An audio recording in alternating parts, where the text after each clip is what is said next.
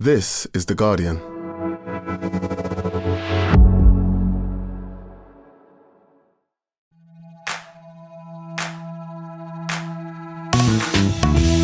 Hello, I'm Faye Carruthers and welcome to The Guardian Women's Football Weekly. And then there were 8. England are into the quarterfinals of Euro 2025. Sweden should be scared is the message from Ella Toone. It's all over for Wales though, as far as this tournament is concerned anyway. But Nidu Drosoth, it's not over because the future is bright. France knock out the Netherlands in another high-scoring game, while Switzerland's last-gasp equaliser sees them progress to the last 8 for the first time. They join Spain, Italy, Norway and Germany as we move into knockout football. We'll dissect all of that, see how we're getting on with our predictions at the end of the group stage. Spoiler alert, it's better than you think. Plus, we'll take your questions. And that's today's Guardian Women's Football Weekly. What a panel we have today. Suzy Wrack, how are you? Tired, very, very tired, but good. Any cheese updates for us? No, I mean, this is the problem, right, of getting your gallbladder out within like a month of a tournament starting, is you can't go heavy on the cheese. Like, it's fine, I can have some, but I can't go heavy. I had some brie the other day and it was nice, but that's a bit French, not Swiss, isn't it? It is a little bit. It's just a tad. Tom, Garry, how are you? Sampling more cheese? Good morning, I'm very well. I have actually sampled something delicious, although I felt like I was slightly misled. I was advised that there was a local speciality here in St Gallen called a Flammkuchen that I had to try because I would never have had anything like it before. I ordered one that came with like red onions and raclette cheese with a little bit of mushroom, and I thought, this is going to sound great, cooked on a flame. It was a pizza, Faye. Basically, it was a glorified pizza with a fancy name, with an umlaut over the U, which made it sound. But it was very lovely, but it was not quite the unique, once-in-a-lifetime culinary experience that I was promised. Well, you've given Tanya Oxtoby the heads up for when she heads out to Switzerland next. Tanya, how are you? It's lovely to see you. Yeah, I'm very well, thank you. Very well. I'll stay. I might stay away from that one, Tom. Thanks for the heads up.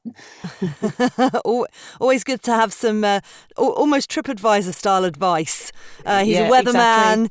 Exactly. He's a restaurateur. What do you call it? A restaurant critic is what I meant, actually. Now, listen. After our last pod, we received this email from Bettina in Zurich. Hi, Faye and everyone. Ever wonder why I've somehow become a secret England supporter? It's because I'm always listening to you lot. Sorry, Bettina. What a joy it is, though, to hear you talk about the Swiss players, Switzerland's game, and to see my hometown of Zurich and country through your eyes. Also quite enjoying the cheese chat, by the way. That's why I did that intro, Bettina. It was for you. Just to throw a little something into the mix, Swiss people practically never eat fondue in the summer. That's more of a raclette season, really. And loads of people, me included, still have their annual fondue despite all sorts of intolerances, purely for the social aspect, with the appropriate medicinal prep, of course. OK, that's setting me up for some epic fall, I think, with all the allergies that I've got. And again, just letting us know that Sion is pronounced with an E.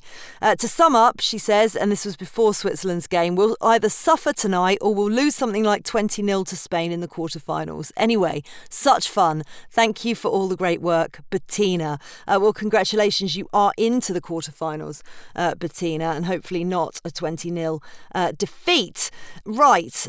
Let's talk about the Lionesses and Wales, shall we? Group D lived up to its name as the group of death.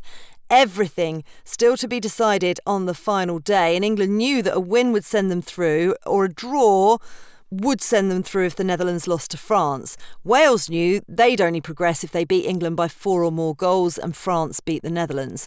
So despite all the pre-match build-up, it was a comprehensive victory in the end for England. They ran out 6-1 winners, 6 different goal scorers as well. Georgia Stanway, Ella Toone, Lauren Hemp, Alessia Russo with her first goal of the tournament, Beth Mead and Aggie Beaver-Jones. Hannah Kane came on to score a late consolation for Wales. Felt like A real confidence-building performance from the Lionesses, setting up a quarterfinal against Sweden. This is what Sarina Wiegman had to say about the urgency that had been put into the team after that loss to France in the opening game. That really brought us together. Everyone really wanted to perform and be successful. In the Netherlands game, we created urgency and momentum by playing really well into our strengths. With that loss, the urgency came, and I think the team really responded well. Now, hopefully, we can show that against Sweden. What did you make of the game, Suzy? Do you feel like this England have now clicked into the gear after that early scare? Yeah, very much so. I think they found their formation and the right personnel in the right places to get the best out of them and to get the best out of it.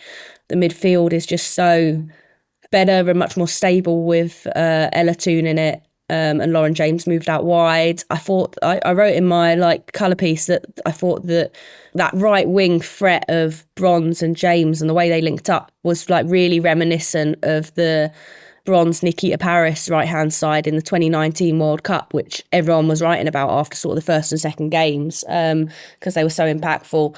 And it was sort of nice to sort of see that reborn almost through Bronze and James. And then instead of, Frank Kirby shifting across to work with them, it was Ella Toone, and the three of them are all such workhorses. And then you've got obviously Lauren James, incredible skill on top of that. And I thought it was just electric. And the thing is, what's exciting is if a team identifies that and focuses on that, they do that at their peril, because then you've got Lauren Hempstead over on the other wing.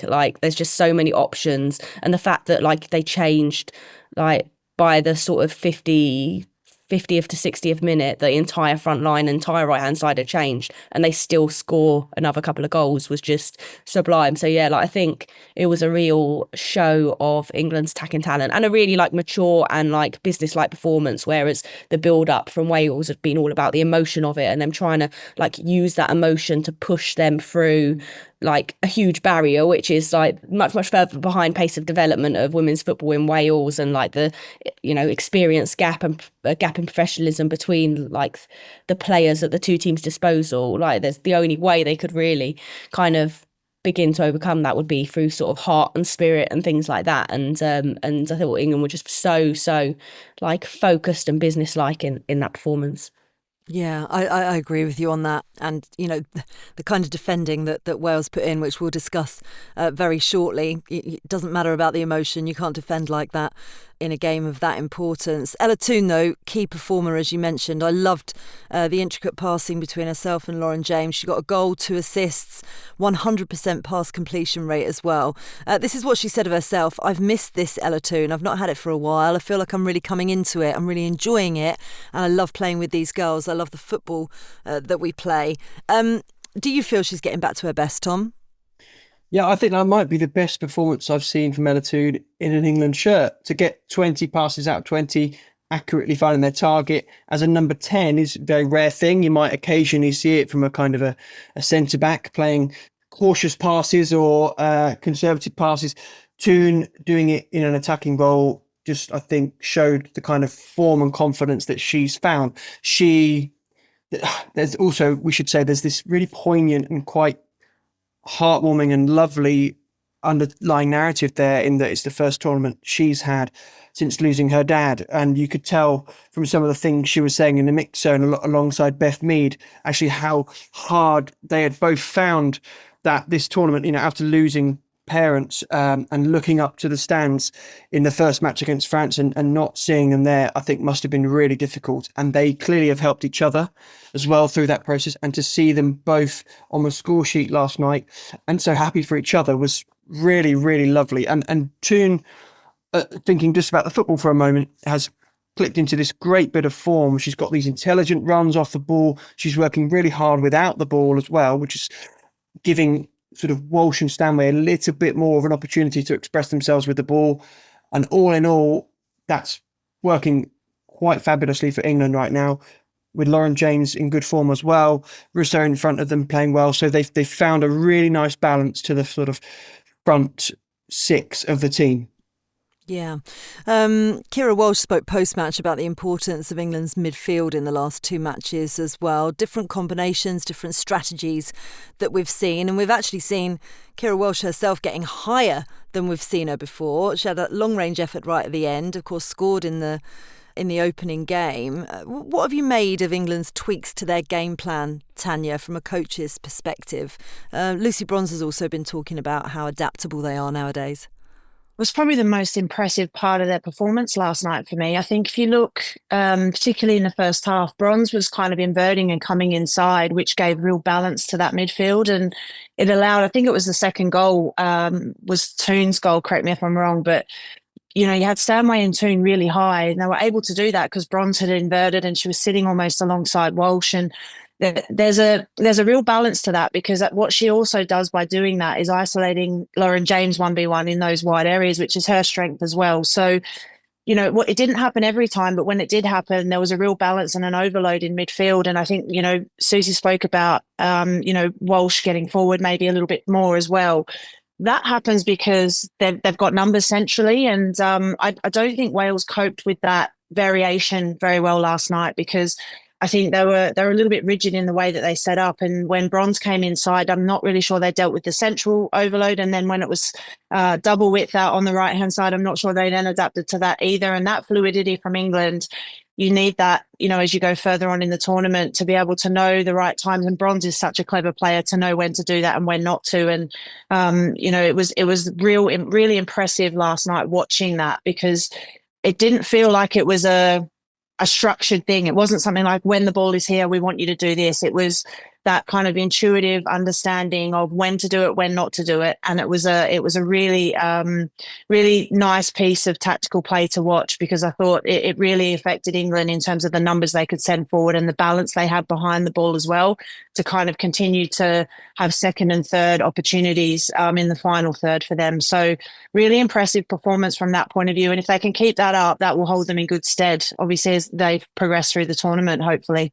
Yeah, and obviously squad depth, shows within that, Suzy. 6 different goal scorers, huge positive from that, plus the impact from the bench. Aggie Beever-Jones as well, getting her first goal at a major tournament. It just feels like that the foot never really comes off the gas. Yeah, it's the depth. The depth is key. I'd say it's the biggest asset at the tournament is the depth off the bench, particularly in those wide areas.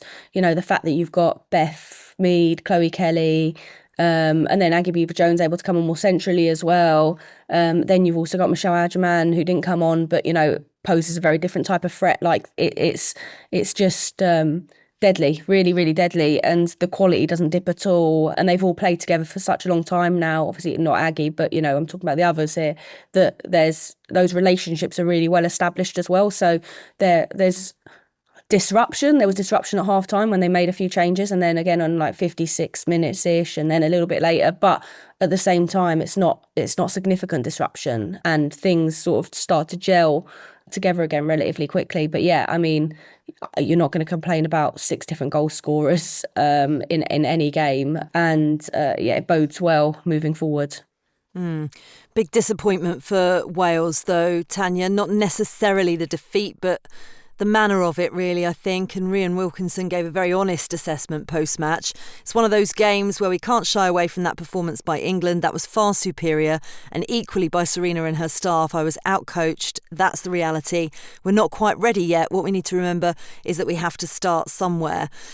She also gave an impassioned speech about Wales needing to create equal opportunities for young girls, similar to what the Lionesses did after their Euro 2022 win.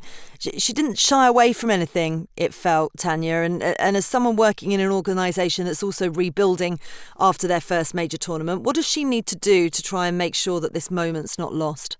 It's the moment not being lost is the key piece. So using the momentum to really affect change. And I think she also spoke about the physical gap that she felt was there. And that's something that's really tangible that you can start to now impact and influence. I think that's key. The depth, like we just spoke about there, where is the next generation coming from, and where are they being set up in terms of playing their football, and the infrastructure in and around the domestic game for Wales, and making sure that there's investment and the right kind of support there is really important. But also then making sure that players are playing, at the highest possible level week in, week out, so that they continue to grow, and the depth of the squad grows as well. And I think on the flip of that, when you look at the infrastructure in terms of the staffing, that is another key area. So making sure that the preparation and all of the things that go in and around the actual playing group is there and ready. And I don't know what Wales have and don't have, but I think there's she's alluding a little bit there to maybe the resources that are at their disposal and the preparation and ability to be able to do what they need to do. And that's another area. I think, when you're looking at going to a major tournament, what do you need? And sometimes you don't know till you're there.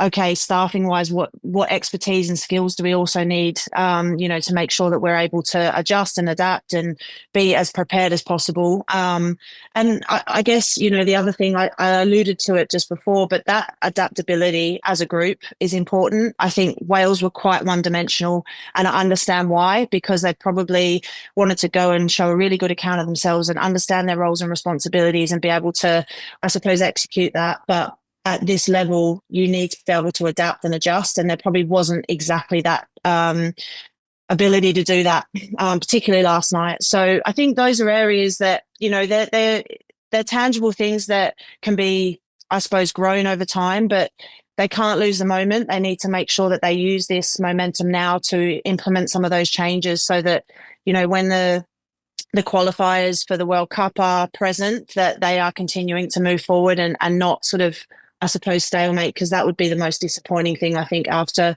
what's been a really momentous occasion for them. Yeah, without a doubt. Lots of work to do behind the scenes.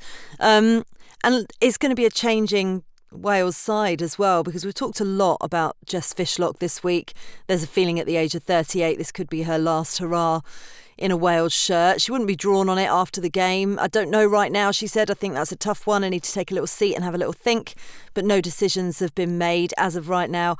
I'm still a Welsh player, although Rhian Wilkinson did kind of nod to it in her post-match interview. It's going to be a massively difficult decision for her, Tom, but do you feel this is probably the end of the road?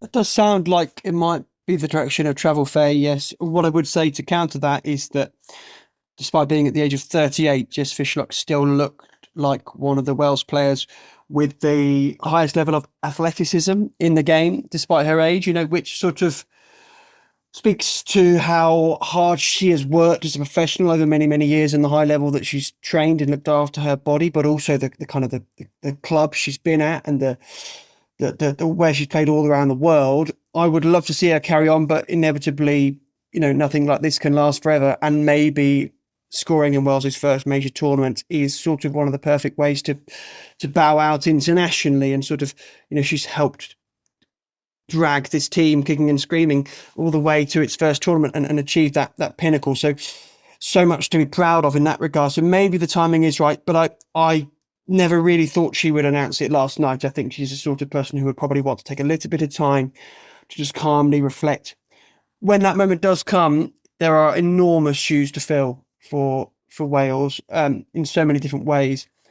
And my slight concern is that there's still a huge gap in the quality. I don't want to be too critical of Wales's results in this tournament because we've spoken before about just how unusually difficult their draw was with three of the best teams in the tournament. So it's really an anomaly in terms of as a group. So I would love to have seen them have a crack at Group A or even Group B, and maybe they could have picked up quite a few points. But what I hope will change for Wales is this sort of narrative of that we see from a lot of the supporters and some of the pundits around it of sort of, oh, they've done so well, we're so proud, like the anthem was amazing, the atmosphere was wonderful. That's all great. That is really great. But if you want to kick on and be at these tournaments as a big force, the mindset in psychology needs to shift away from haven't we done well to be here to let's up the quality. Let's be able to have the standards to demand that we don't concede 4 goals in the first half against England, and that I hope that will start to evolve as we head into the World Cup campaign. Yeah, agreed.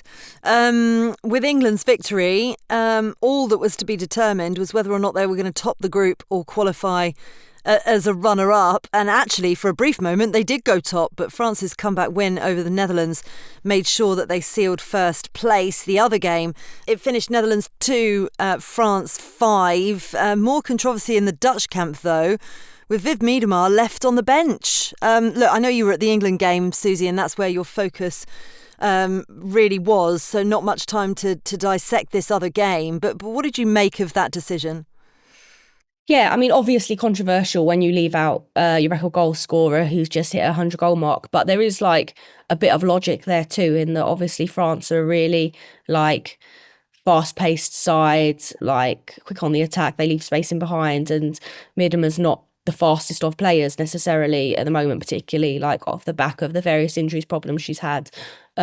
So like I can understand why they'd want to play Berenstein and have like a little bit more pace through the middle, and it was sort of effective. But at the same time, like Miedema is someone who has the ability to create something from nothing when you need it most. And so it's always going to be a controversial decision. And when you win, it's going to look like genius. And when you don't win, it's going to look like a massive mistake. But I think there was logic to that decision, as much as like I'm someone that would always want to see her on a pitch and playing because I love watching her. I don't think it was that insane of a move. Mm-hmm. Yeah, okay, fair enough. France topped the group with that win, so England comes second. So Netherlands and Wales are out. I can't remember whether I told you. Do you remember we go back to the first pod and the Euro 2025 Guardian pullout, where every team was given a Swiss mascot who was effectively basically like the team? England were Toblerone, France were the fondue, Wales, William Tell, iconic veteran up front, with obviously Jess Fishlock. But the Netherlands were Velcro, and this was what was said about them. Huge success story, solid concept, but wears out as it gets older due to the breakdown of its fibres, easily torn apart. And unfortunately for the Netherlands, that's exactly what happened to them, and they exit at the group stage. Tom, by the way, was confident that we could overturn our predictions hoodoo. Kinda is how I'm going to say it, because Suzy, Marva and Tom all predicted England would finish the group top. Suzy, you predicted Netherlands would finish second. That's your first. You've had quite a few ticks, to be fair. But yeah, England finish second ultimately. And this is how the quarterfinals are going to look like in terms of the teams from Group D. So the Lionesses will now face Sweden in Zurich, while Lauren Bonadai's French side will face Germany. How do you see those two quarterfinals playing out, Tom?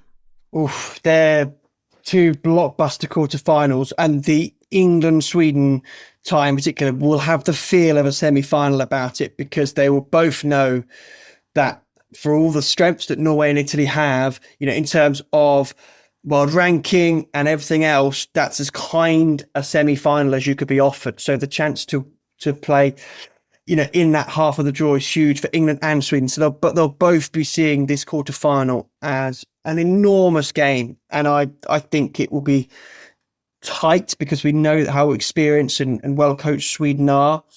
But I do think, with the form England are in, you've got to lean towards seeing England winning this game, because they found their mojo, they found that sort of momentum that they look so confident with.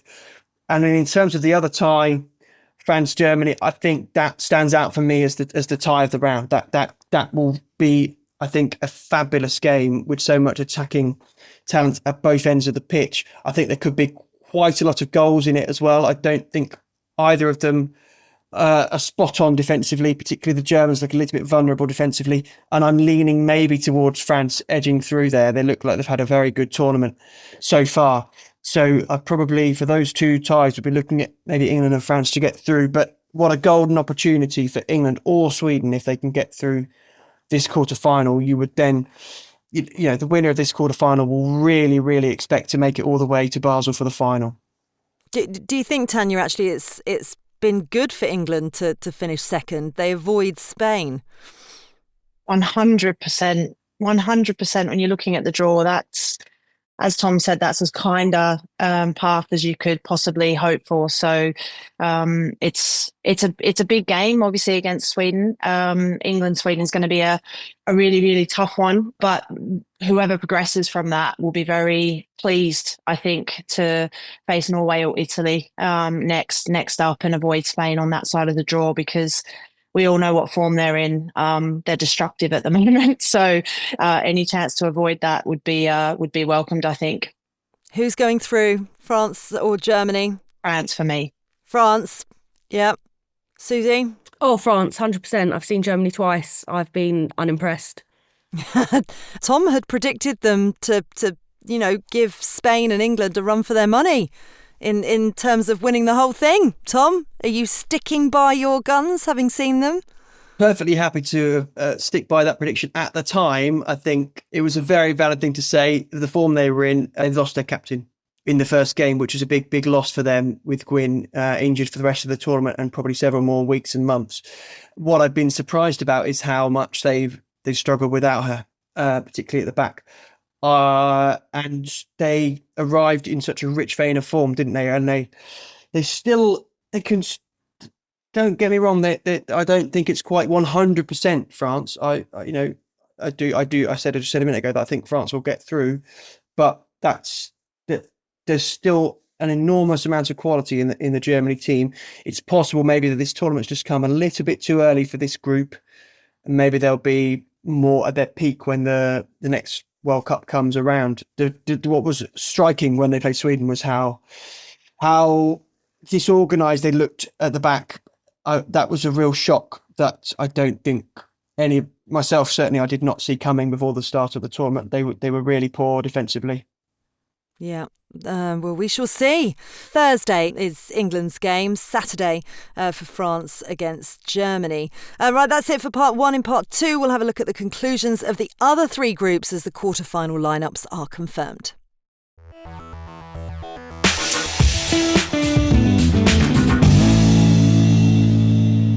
Welcome back to part two of the Guardian Women's Football Weekly. Right, so we have some catching up to do. So Thursday afternoon saw the conclusion of Group A, and with Norway already through, attention was all on Finland, Switzerland for who was going to take second spot. And I tell you what, it more than served up the drama, finishing Finland 1, Switzerland 1. The hosts knew a draw was all they needed to go through, but Natalia Kuika looked to have broken Swiss hearts when she converted a penalty with just 11 minutes to go. But the 92nd minute is going to be one to remember for the Swiss.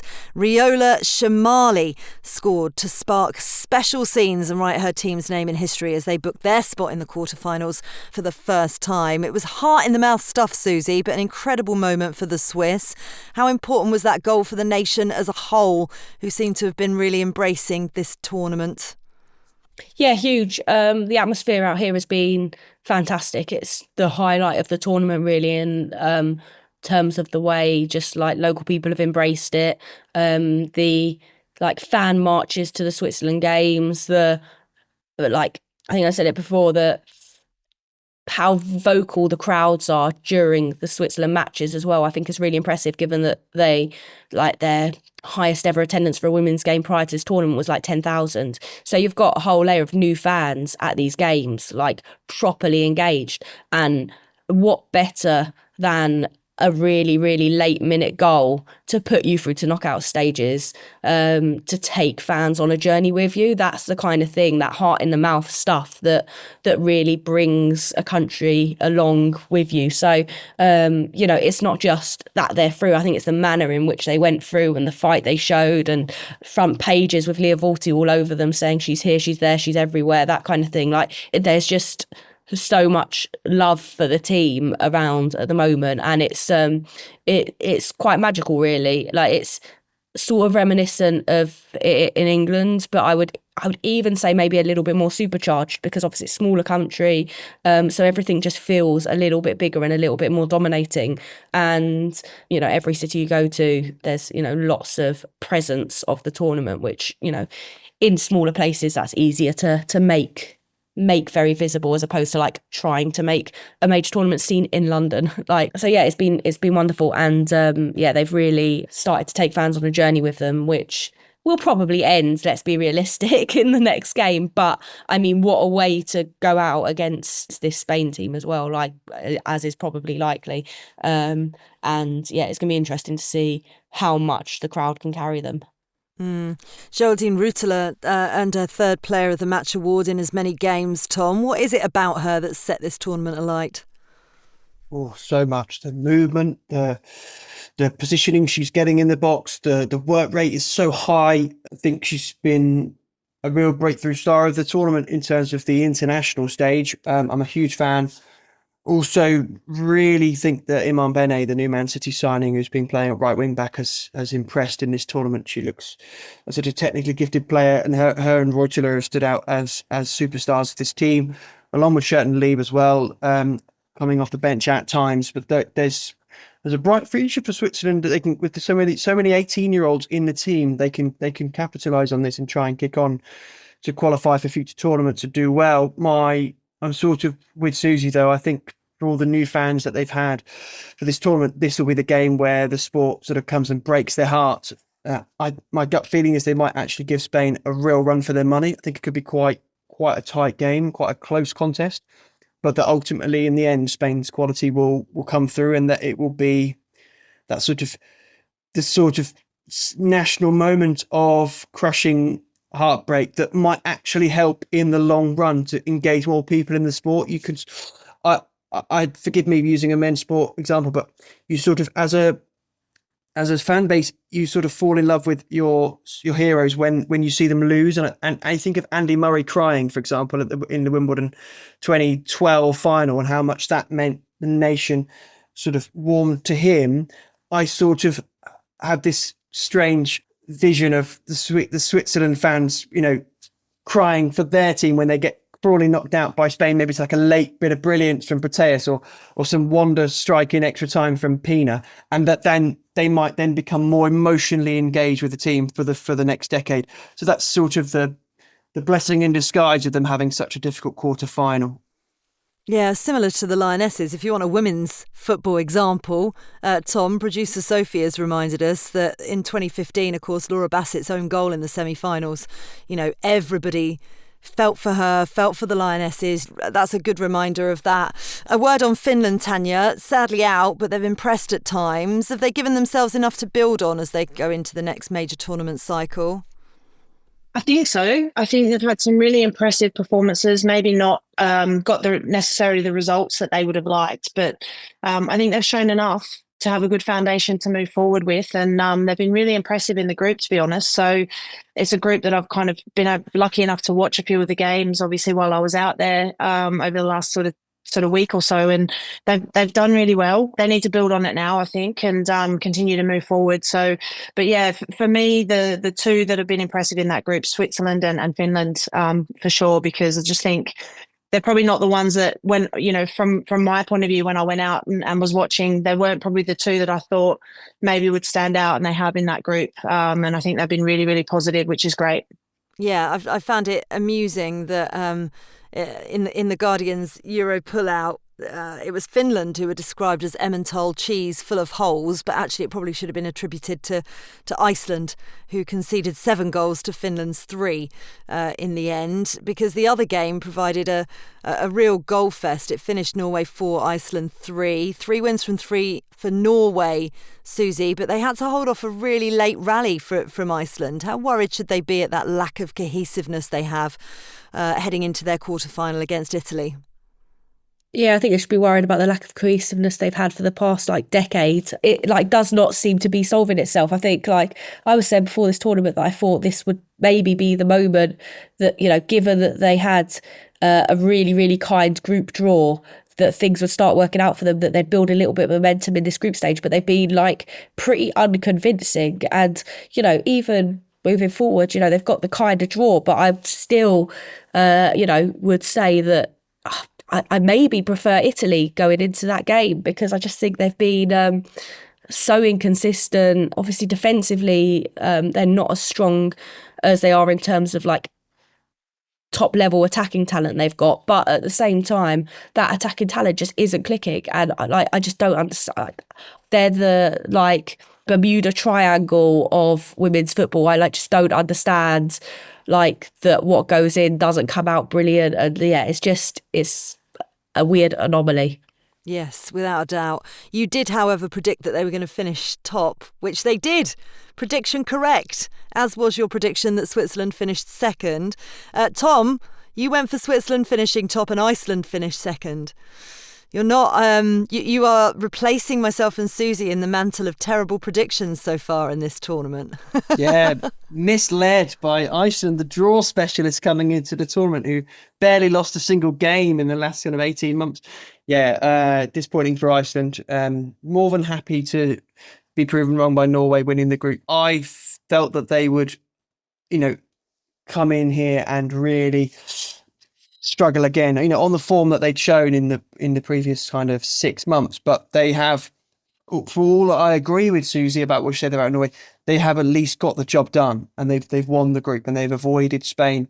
So I think there's quite a lot to be pleased about, that they have at least avoided the banana skins that have caught Norway out in the last several major tournaments, particularly when you think back to the World Cup when they lost to New Zealand and sort of still got through the group, but were desperately frustrating to watch. And there are improvements. There's still not quite showing us the some of the parts that you would hope to see with the talent in the team that they have.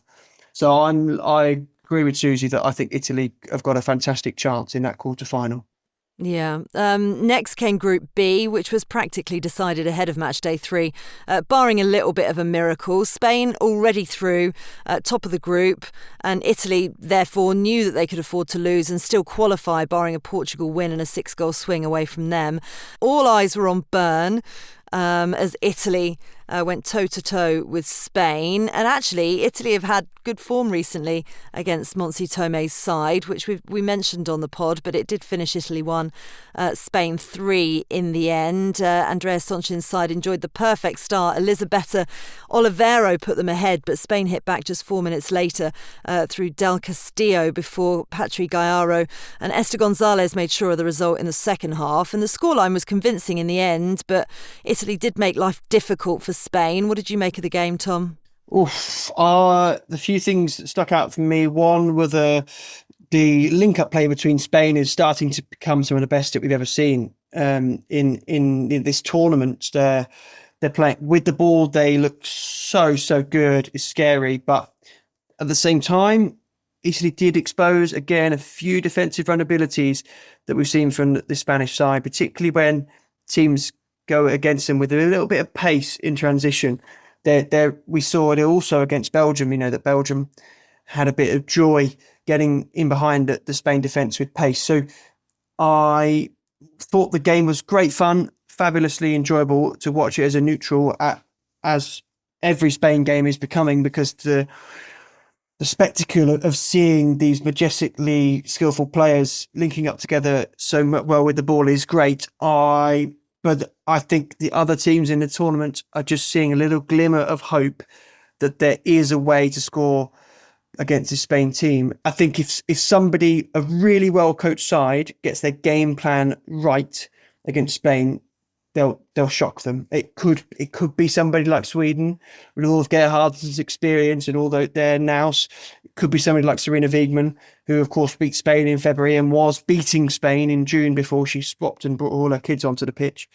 Or, it could be France. They're the best team in the tournament, Spain, but they are beatable. I think these games have shown that. Yeah, although they do have Alexia Putellas, and we mentioned her the other day. She registered her 3rd and 4th assist of the tournament, which is 7 goal contributions already, Tanya. When you consider what happened to her in Euro 2022, how good is it to see her back at her best like this? I think for the neutral, it's amazing to watch the quality that she brings onto the pitch. And, I've had the pleasure of watching Italy live, obviously, two of the 2 other group games, and they are no slouches. They are organised, they are structured. Defensively, they're very, very good. But she sliced through like cheese, maybe. I don't know if you want to use that term to bring the cheese back in. Cheese. But look, her quality is a pleasure to watch, and I think that consistency that she's found now at that level. She's back to her best. She's playing with a real smile on her face, which is great to see. I suppose, given the heartache and some of the things that she's had to go through, it's just nice to see her expressing herself. And it's a pleasure to watch that sort of standard and the way that she brings her teammates into the game. And we've known her quality for a long time, but to see that now consistently every single game, she brings something to life. It's a real pleasure to watch, and long may it continue, because for the women's game, it's a real privilege and a pleasure to watch her play. Yeah, certainly is. The other game finished Portugal 1, Belgium 2.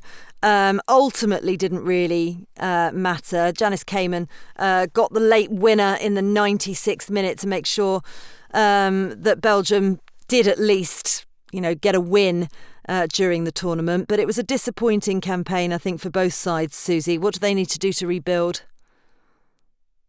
Yeah, I mean, they've both got issues, right? Like, obviously, Portugal haven't had Kika Nazareth fit for the past few months. So, she was coming into the tournament off the back of injury. Obviously, Jessica Silva had her issues with her sight that, she was back in time for the tournament. But there's, key players there that have had issues in the build-up that I think, can be disruptive. And then also, in terms of Belgium, a strong side. But I think there's a real sort of gap in the squad in terms of the age of that squad. I feel like there's a lot of very, very young players or a lot of quite old players and not many in the middle. I mean, when you look at down their list of players, Filgens is 36, Cayman is 36, Deleuze 32, Van Havermaet 33. There's a lot of older players in that squad mixed with younger players, and there's not very many in between. And that balance and that transition, I think, is going to take a little bit of time for those players to sort of be phased out on the newer generation to come through and then be impactful. So I think they're both on a journey to be really cliched and have been impressing at times in recent years, but finding a level of consistency and building that squad depth and all those kind of things are things that do take time. And I think, it will come for both. There's investment happening in those countries. There are players coming through that are very talented. And it's not the right time for them yet.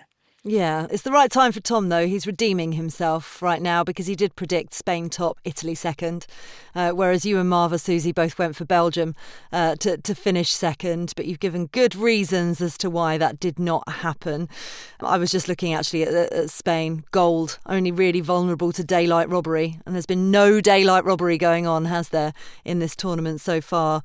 I'll look ahead to the quarterfinals of both Spain and Italy in a second, but let's just round off Group C, because that finished on Saturday, and in Zurich it was a top of the table clash between Sweden and Germany. Straight shootout. We were expecting an enthralling encounter between two traditional heavyweights of the game, but I'm not quite sure we were prepared for all the drama. It finished Sweden 4, Germany 1. Jula Brand capitalising on Germany's fast start, but then Sweden hit back. 18-year-old Smilla Holmberg firing her side into the lead. And then it was just chaos, wasn't it? Germany's Carlotta Wamser shown a straight red for making a brilliant save to deny Fridolino Rolfo. Only problem, for those of you who don't know what her position is, she is not a goalkeeper.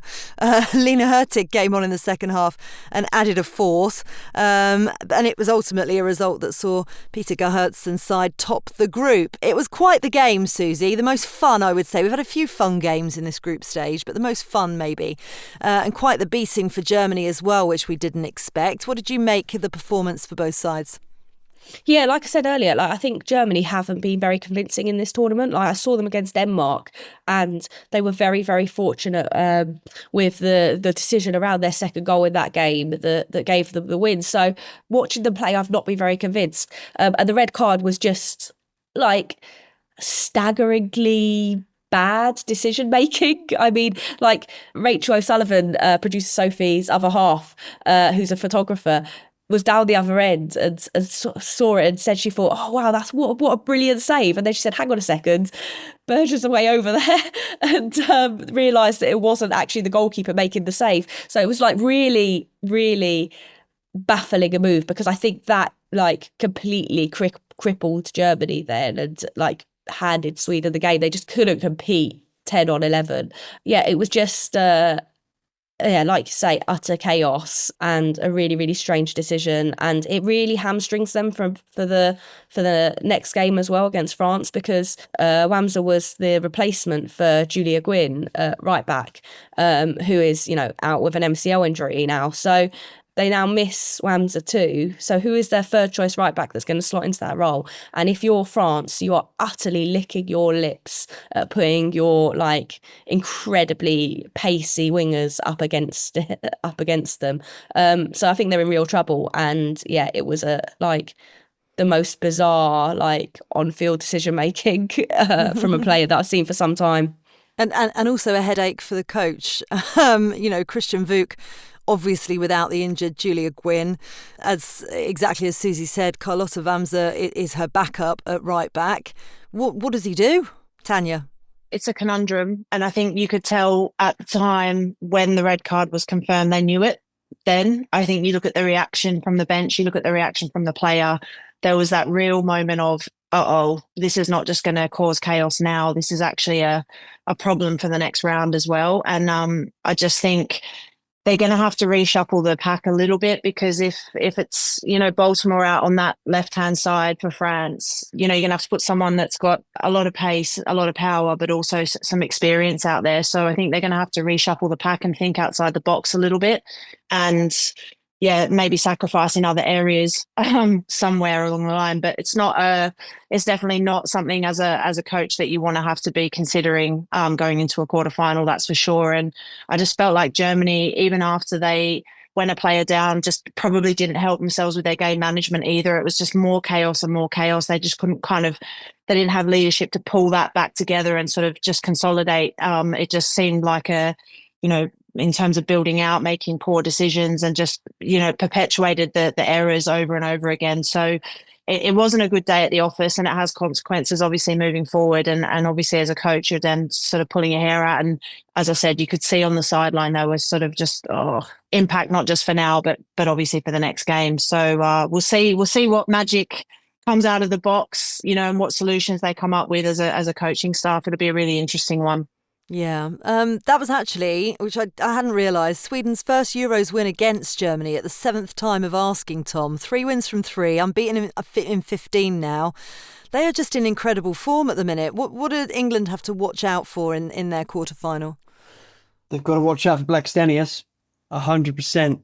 And I think they've got to appreciate that compared to the Dutch and Welsh defending, they're going to be up against a far more cohesive defensive unit as well than what they've been up against in the last couple of games. I thought that the players that maybe are wrongly thought of as heading towards the twilight years of their career are actually really still thriving in very impressive ways, whether that be Aslani, whether that be Jakobsen. It's a team that are still have so much quality in this major tournament experience, and but having said that, sorry, I don't want to come across like with English bias here, but if you put the 2 11s side by side, there are very, very few players in a position where you would choose the Swedish player over the English player. If you lined up the 2 11s side by side, England still technically would have the stronger squad and a stronger team. So they need to go into that with confidence, because for all we've spoken about England and whatever side of the draw they're on, Sweden must be a bit frustrated to have won the group and done all the hard work of beating Germany, and then your reward for being group winners is to play the defending champions. Feels like they've been a little bit hard done by with that pathway. I think it will be such a close quarter-final, but I feel a little bit sorry for Sweden, because the way they played in the groups has kind of deserved a bit more. If we compare it to Norway, for example, who haven't played particularly well and won the group, their reward is significantly kinder than what Sweden have been given, if that makes any sense. I hope that the fact that their Swiss mascot is the Zip actually helps England out a little bit, because described as hugely effective, knows its job, very up and down, lacks rotation, easily comes undone. Fingers crossed in terms of the quarterfinal that comes to pass.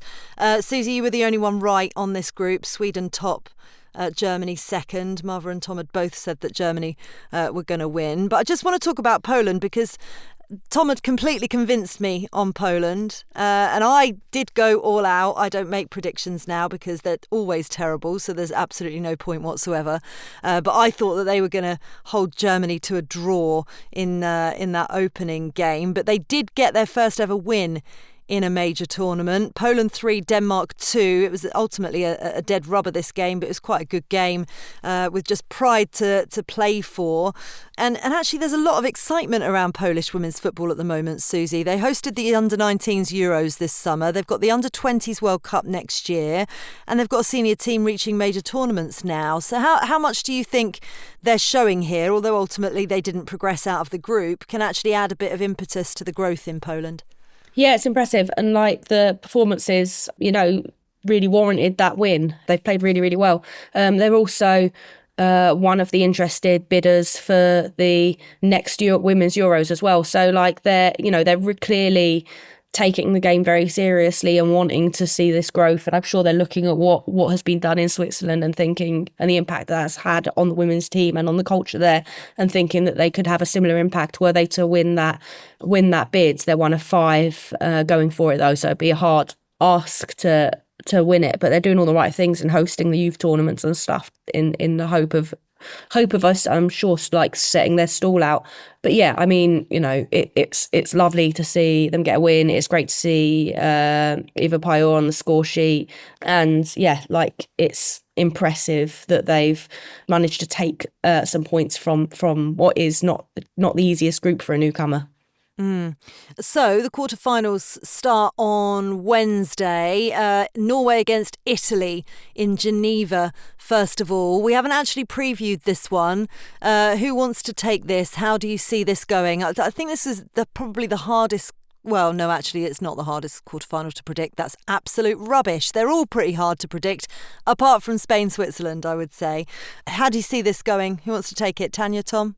I've seen a lot of both of these teams sort of across the group stages, and I think Italy have got a real shout here, to be honest. The way that they play and their structure and the way that they try and disconnect opposition defensive structures, I think it's going to cause Norway all sorts of problems. And also the way that Norway like to play with the ball, with a higher right back sort of tilting around in a box midfield. It's going to be really, really interesting. But I think Italy have got enough quality, especially, if Chiarelli's up top. I think she can cause all sorts of problems with the way that they're going to look to exploit Norway. And I think Norway have not found any sort of rhythm at all yet. And I hope for, Gemma's sake, I want her to do well, the Norway coach, but I just think Italy are going to cause Norway all sorts of problems in this encounter. So it's going to be a really good one. But Italy for me in this quarterfinal.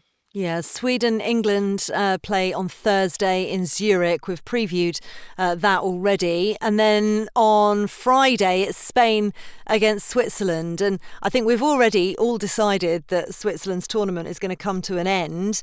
You said it was going to be difficult, Tom, though, for Spain. Why do you think so? I don't think you can underestimate the power of the hosts with the belief that they have and the fact they've got nothing to lose in this game at all. In Bern, they'll have so much support for them. And I think that while I do agree with everyone, I see Spain going through. I think it will be a blockbuster night. It's the world champions against the host nation. It's kind of a knockout tie to look forward to. And the challenge, I think Switzerland will embrace that challenge. They'll play with a bit of freedom. They've got the pace to kind of cause a few problems when they do break. So the challenge is whether or not they can get organised enough to sit in the deep block and kind of just stop Spain tormenting them at the other end for as long as possible. And the longer they can stay in the game, the longer they'll have a little bit of hope that they could do something special. So, yeah, as I kind of alluded to earlier, I sort of foreseeing this sort of good performance from Switzerland, but ultimately a defeat which will be the sort of thing that maybe they'll try and build on for the future. Can I also just say what great host they've been as well? If this is where we say goodbye to Switzerland, it's been such a good tournament in terms of the public transport has been exemplary.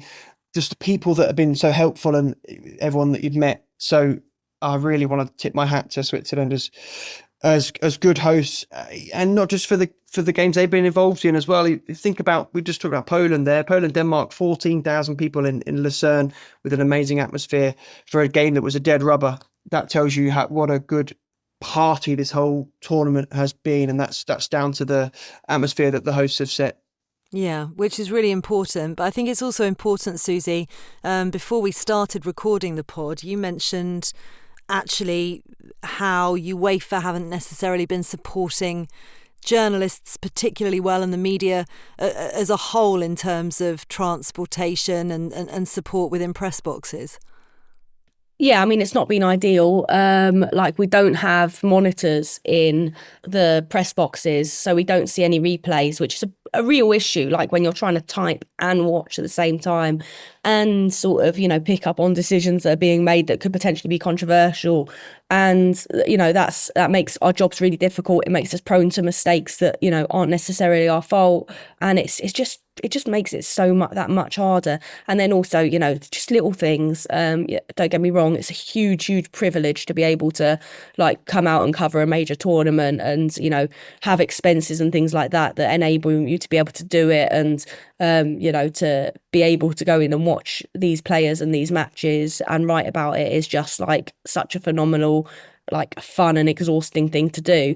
But after games, we're the last ones to leave the stadium. There's no, at the World Cup, they always have shuttle buses for journalists to get back into sort of city centres safely and things like that. Nothing of that out here. So, myself and another younger than me, I was going to say another young, I'm not young, female journalist, standing at a train station at sort of 1:45 in the morning, waiting for one of the last trains back into town that's going to take half an hour before we get back into our hotels. We have to split up at the station and walk separately back through the dark city. It's just not ideal. Little things like that you're just you can see where costs are being cut to make this tournament happen, and that these are some of the areas where it's been cut, and it's frustrating because it's really not ideal. But like I say, it's been a huge privilege to cover the tournament and to be out here till the end and stuff as well. So, there's lots to like too. It's still okay to hold organisations to account when things aren't done properly, even though you're enjoying your job and it's a privilege to be there. It's still important that we get the standards right, for sure. Right, let's update you on the Women's Africa Cup of Nations. In Morocco, we're entering the knockout stages as well, and Nigeria have set up a quarterfinal showdown with Zambia after a goalless draw with Algeria secured them top spot in Group B. That result also sees Algeria progress as well, but we'll find out their opponents later on Monday night if you're listening to the pod. At the minute, we're recording on Monday morning. Whoever finishes second in the groups in Group C, either South Africa or Mali, that will be. Elsewhere, Botswana came from behind to beat Tunisia 2-1 and boost their chances of going through as one of the two best ranked third place sides, while Ghana take on Tanzania, with both sides needing to win in order to progress. Just more domestic transfer news for you in the WSL as well. The league looks like it's about to have its first £1 million player, with Arsenal set to pay the record fee for Liverpool's Olivia Smith. Suzy, we know what a brilliant young player she is, just 20 years of age, but how much of a statement is this? Firstly from Arsenal, but secondly for women's football in this country? Oh yeah, it's a huge statement. I think Arsenal really needed it in that, they've had a fair few reported record bids, in recent years for the likes of Mary Earps, Alessia Russo, that kind of thing, that haven't come off, and they've got players on a free. Russo was a free, Caldente was a free, and meanwhile, Chelsea and some of the other clubs around the world are spending big around them. So they sort of needed to have a deal of this nature come off, and also to hit the milestone of it being the first £1 million player, I think is significant for a club that likes to set the standard and the sort of kind of lay down a marker in women's football generally, as we've seen on the pitch for so long. But yeah, I think, brilliant for Arsenal in getting such a young talent, but fantastic business for Liverpool, who, turn a £200,000 pound player into a £1 million player in just a couple of seasons, and really like hope that money that they get from this deal goes back into reinvestment in their squad, because we've seen a bit of underinvestment in Liverpool in recent years, and hope that this will kind of help start a shift there. You can see that there is money in the women's game, and it's there for the taking, basically, if you kind of invest correctly and kind of really go for it. But yeah, brilliant for women's football as well in the country. It's like a constant arms race at the moment for kind of setting these records, particularly with the NWSL. The WSL is, I think, rapidly kind of becoming accepted as the fastest growing, if not the best, women's league in the world. And it needs to be kind of having these statement moves to be able to maintain that position. Interested to know a coach's voice on that, Tanya. Well, I interestingly did a Liverpool game. I covered 2 Liverpool games, actually, and I said at the time, I was like, there is no way that she is going to stay here because of the level of the performances. So, yeah, it's I think the writing was on the wall. It's good business from Liverpool. Obviously spent money, brought her in, put her on the biggest stage, and have got return on their investment and some. And I think, as has already been mentioned, just hope that gets reinvested back into the squad, because the squad itself probably needs a revamp, holistically, and hopefully that money will help do that. But yeah, no surprise from a coaching point of view. She set games on fire with her performances, and I think she's a really welcome addition to Arsenal to continue to push, higher and higher. And that squad depth is going to be needed for them to be able to obviously compete on all fronts, and try and win everything available. Yeah, without a doubt. Just another piece of transfer news. Chelsea forward Mia Fishel has signed with Seattle Reign on a contract until 2029. Right, it's been a pleasure. You lot need to get some rest. Tanya's heading back out to Switzerland imminently. Tom and Suzy, please rest up. Eat some cheese, Suzy. No time for rest. Got to get a train back to Zurich. Oh dear. Tom, lovely to see you.